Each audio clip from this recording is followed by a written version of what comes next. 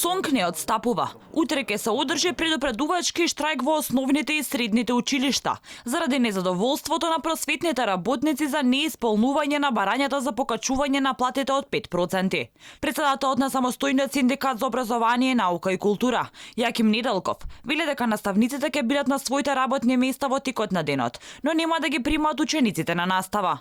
Ние како СОНК многу пати истакнавме дека немаме надлежност да кажуваме дали учениците треба да дојдат или не. Тоа е работа на училиштето, представувано од директорот. Меѓутоа се поставува прашањето зошто би доаѓале учениците кога јавно се кажува дека наставниците ќе бидат во штрајк. Која е причината да се создава забуна и која е причината насилно да се тераат родителите да ги пуштаат децата на училиште.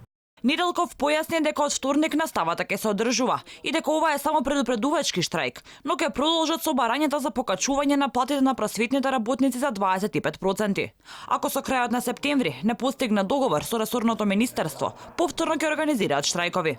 Министерот за образование Арбер Адеми вели дека нема потреба од штрајк, оти не било објаснено да има штрајк кога веќе има делумна стратегија за покачување на платите на просветните работници.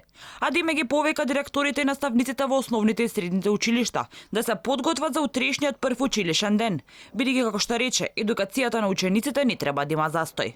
Апелирам до менаџментот на училиштата, до сите наставници, стручни соработници, вработени во основните и средните училишта низ целата територија на нашата држава, да се подготват на најдобар можен начин да започне учебната година во интерес на нашите деца, чија едукација не смее да трпи застој.